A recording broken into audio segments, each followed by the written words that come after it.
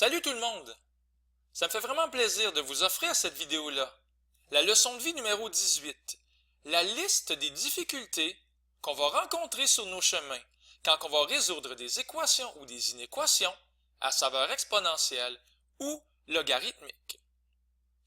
J'appelle ça aussi mon dictionnaire de pièges. Je vous invite à essayer le plus possible du fond du cœur, avec une honnêteté sans faille, les exercices qui sont à l'écran. En plus, vous avez les réponses. Ensuite, d'écouter la vidéo, ça serait une excellente idée. Sûrement là-dedans, il y en a qui sont faciles pour vous, mais je suis convaincu, je suis prêt à parier qu'il y en a quelques-uns qui sont vraiment pour adultes seulement. Voici, moi je commence mes conseils. J'aimerais vous dire ceci. Ça serait le temps de bien comprendre que de passer d'une forme à l'autre, c'est vraiment une grande nécessité souvent. Alors, quand je dis de passer d'une forme à l'autre, regardez ici ce qu'on a avec A. 5 à la x égale 10, il faudrait bien l'écrire. Ça fait quand même un certain moment qu'on écoute mes vidéos, je l'espère. Donc, il faudrait avoir le réflexe d'écrire que x n'est rien d'autre que le log en base 5 de x. Je viens de passer du monde merveilleux des exposants au monde merveilleux des logarithmes. Même chose ici, si on met un égal, au lieu d'écrire 3 à la 4x moins 1 égale 15, on va écrire que l'exposant qu'on doit mettre à 3 pour avoir 15, c'est effectivement 4x moins 1. Donc, avez-vous bien compris que de passer d'une forme à l'autre, des fois, c'est pas juste une option, c'est obligatoire.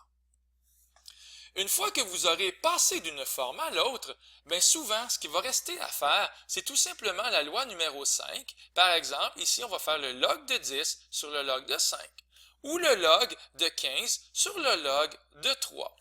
Donc, d'utiliser la loi numéro 5, c'est mon deuxième conseil du coach que je révèle à l'instant. Utilise la loi numéro 5. On poursuit. Un troisième conseil du coach va être de bien reconnaître les équations IKEA. Est-ce que vous en voyez dans la page des équations IKEA? Moi, j'en vois. Regardez ici. Racine de 3, 9, 81, 27. Ce n'est pas des nombres choisis au hasard, ça, là. Ce sont toutes des nombres qui sont des puissances de 3. Donc, racine de 3, je pourrais écrire à la place 3 à la 1/2. Au lieu d'écrire 9, je pourrais écrire 3 à la 2 à la x, ce qui va donc faire 3 à la 2x. Au lieu d'écrire 81, c'est certain qu'on va écrire 3 à la 4.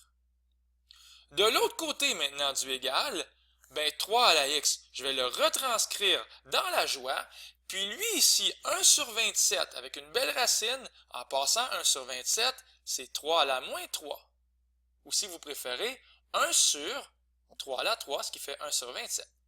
Mais la racine carrée, elle, va nous commander d'écrire à la 1/2, ce qui va faire 3 à la moins 3 à la 1/2, ce qui va faire 3 à la moins 3 demi. Wow! C'est vraiment IKEA. On a des 3 partout, partout, partout. J'espère que vous êtes sensibles à ceci. En résumé, une racine comme un exposant pourrait être un piège. Et aussi, je vous demanderai pour les examens, que ce soit mes examens ou ceux d'un autre enseignant, de bien connaître vos lois d'exposant. J'ai écrit en rafale parce qu'il y a beaucoup de lois d'exposant que je suis en train d'utiliser. On ne peut pas couper les 3 tout de suite. On ne peut pas simplifier comme ça naïvement. Pour couper, on doit avoir un 3 à gauche et un 3 à droite. Une base et une base.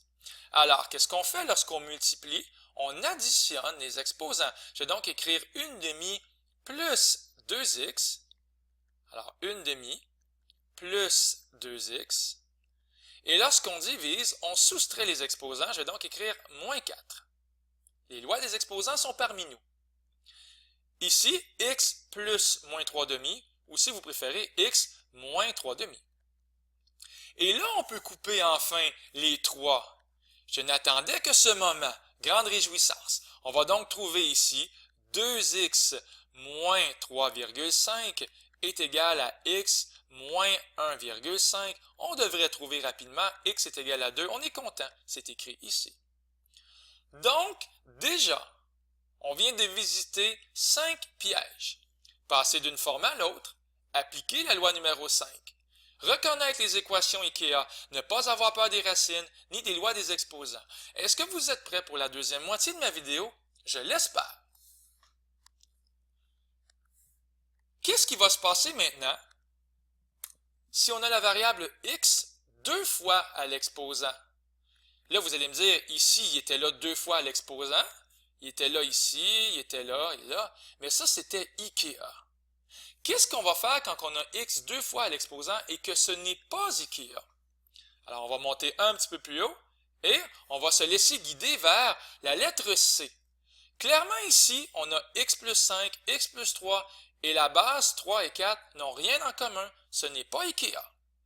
Je vous invite à mettre un égal, mais surtout, comme on a vu dans la leçon de vie numéro 16, de mettre un log de chaque côté. Ça va faire log de 3 à la x plus 5 égale log de 4 à la x plus 3. Comme ceci. Leçon de vie numéro 16. On va pouvoir appliquer les lois des logarithmes. Je vais donc pouvoir prendre le x plus 5 et l'amener devant comme facteur. Comme ceci. X plus 5 multiplié par le log de 3 est égal à x plus 3 multiplié par le log de 4. Attention, si vous ne mettez pas votre parenthèse, c'est très dangereux. Vous vous magasinez des ennuis. On va faire une petite distributivité. Toi avec toi, toi avec toi, toi avec toi et toi avec toi. On va donc avoir x log 3 plus 5 log 3. On va essayer de l'écrire ici, pas trop gros. X log 3 plus 5 log 3 égale x log 4 plus 3 log 4. Donc, x log 4 plus 3 log 4. Ce qu'on a déjà appris, c'est que lorsque x il est là 2 fois, on va les ramener du même côté, puis on va tendre vers une mise en évidence simple. On devrait donc avoir x multiplié par log 3 moins log 4. Je vais un peu vite, mais je pense que vous êtes capable de me suivre. Et de l'autre côté, on va avoir 3 log 4 moins 5 log 3. Et rendu là, vous allez pouvoir trouver x éventuellement et en arriver à cette merveilleuse réponse. Donc, c'était ça mon conseil du coach. Lorsque x il est là 2 fois à l'exposant et que ce n'est pas IKEA, bien, on met un log de chaque côté. Il y en a un autre ici, est-ce que je le vois? Oui, voilà. Ça va être la même stratégie pour la lettre H. Et on poursuit, on poursuit, on poursuit. J'ai beaucoup de plaisir présentement. Je trouve que c'est une vidéo très, très, très importante. Disons qu'avant l'examen, ce serait peut-être une des vidéos les plus importantes même. Voici un autre conseil du coach. Les pièges avec les lois des logarithmes, n'est-ce pas? Si vous regardez ici, log x plus 1 plus log x moins 3 égale log x plus 25, on serait tenté de couper les logs. Malheureusement, on ne peut pas le faire parce qu'ici, à gauche du égal, il est là 2 fois. On ne peut pas faire ça. Pour couper les logs, un seul de chaque côté et rien d'autre. Mais c'est pas grave parce qu'on peut les réunir. Regardez, il y a un log, un plus et un log. Et c'est la même base, 10. On a vu qu'à ce moment-là, on pouvait écrire comme ceci, x plus 1 et x moins 3. Qu'est-ce que vous voyez? Il y a une multiplication. Ça tombe bien parce que le log d'un produit, x plus 1 fois x moins 3, c'est la même chose que la somme des logs, log de x plus 1 plus log x moins 3. On a vu ça. C'est une loi des logs. Et de l'autre côté, rien n'a changé. On est très conservateur du côté droit du égal, log x plus 25. Sauf que là, on est content. On peut couper les logs. Oui, madame. Oui, messieurs. Et qu'est-ce qui va rester? X plus 1 fois x moins 3. Oh, ben ça va faire x2 moins 2x moins 3. Et de l'autre côté est égal à x plus 25. Ah, je ne l'avais pas vu venir, celui-là. Voici un piège qui pourrait arriver dans nos examens. Par exemple, ici, la grosse formule cachée. Effectivement, x est égal à moins b plus ou moins racine de b2 moins 4ac pourrait servir. Pourrait servir à condition d'avoir le fameux égal 0. En passant, lui, il se fait aussi en factorisant. Deux nombres dont la somme est égale à moins 3 et dont le produit est égal à moins 28, j'ai trouvé moins 7 et 4. Et je vais donc pouvoir écrire ici à la place x moins 7 fois x plus 4 égale 0. On va donc trouver x est égal à 7 ou x est égal à moins 4. On a beaucoup de plaisir. Attention, il y a un autre piège qui nous attend. Attention, attention, les arguments doivent être positifs. On ne peut pas prendre x égale moins 4, parce que si vous remplacez x par moins 4 ici, moins 4 moins 3, ça fait moins 7. Est-ce qu'on peut faire le logarithme de moins 7? Pensez-y bien, ça ne se fait pas. Par contre, x égale 7, ça fonctionne. Vous pourrez faire le test. 7 plus 1, ça fait 8. Le log de 8 plus le log de 7 moins 3 qui fait 4. Vous allez voir, ça donne la même chose que le log de 7 plus 25 égale 32. Wow! Wow! On a vraiment beaucoup de plaisir. Est-ce que je l'ai dit? Avant de dévoiler le dernier mystère, tiens, j'ai le goût ici d'aller voir la lettre K. Juste parce que ça m'amuse ici. On va mettre un égal. Hein? On va donc avoir le log en base 6 de 3x moins 2 égale 0. Et tout de suite, je vous invite. Hein? 3x moins 2 doit être plus grand que 0. On ne peut pas avoir un argument qui vaut 0 ou qui est négatif. C'est même écrit ici. On va donc trouver que x doit être plus grand que 2 tiers. Donc, je vous invite là, à vous faire une droite numérique et d'écrire 2 tiers, comme ceci, pas moins 2 tiers, mais bien 2 tiers. On va aller corriger le tir. 2 tiers. Voilà. Et on va aller par là-bas. Bon, ça, c'est une partie de la réponse. L'autre partie, ça serait de passer peut-être sous l'autre forme. Alors, on va passer du monde merveilleux des logarithmes au monde merveilleux des exposants, comme dans 6 à la 0. Voilà, il fallait juste y penser. Égal à 3x moins 2. Mais 6 à la 0, ça fait 1. 1 est égal à 3x moins 2. Et on va donc trouver x est égal à 1. Alors, on va mettre un 1 ici sur la droite numérique. Et là, avec un test, est-ce que ça va être à droite ou à gauche? On devrait arriver à cette réponse finale-là qui est ici. Wow! Vous pouvez pas mal toutes les faire. Sauf un dernier conseil du coach. Je m'en voudrais de mourir à l'instant pour ne pas terminer cette vidéo-là. Parce que ici, vraiment, c'est dans la catégorie très difficile. Des nombres entiers à transformer en log. Qu'est-ce que ça veut dire? Regardez ici. I. On ne peut pas couper log, parce qu'il y a un plus 2 qui est ici, qui est très ennuyant. Qu'est-ce qu'on va faire? Vous vous rappelez ce qu'on a fait ici?